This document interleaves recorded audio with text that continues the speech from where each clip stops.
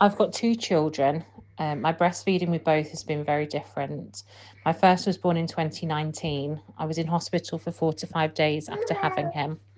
I'd had gestational diabetes, so it was very important for him to be okay and for him to feed, for his blood sugars to be stable. It wasn't until I'd caught up with the initial exhaustion from the birth that I was able to advocate for myself and was insistent that I wanted to breastfeed and that I didn't want to use the formula. There was a midwife at that point who said, let's try to express you. And she showed me how to hand express.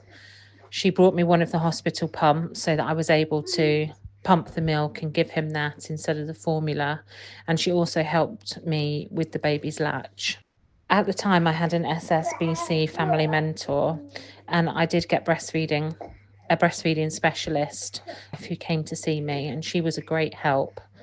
She gave me adjustments so that he could latch. He was small and tired, and he would fall asleep a lot whilst feeding. She explained about waking him up and making him feed for a certain amount of time. A few of my friends were currently or had previously breastfed their children, and they pointed me to an online breastfeeding support group. Anytime I had any questions, like, is my baby too hungry? Are they getting enough? All of this came from the Facebook group where other people were posting and asking similar questions. That is where I learned to be confident in what I was doing. With my second, in the beginning, he fed constantly. It felt like 24/7. And I was worried that maybe he wasn't getting enough, that he was just putting his order in. You can produce what they need. You just need to keep going. And as long as your baby's doing lots of wet and dirty nappies, that's what you should go on.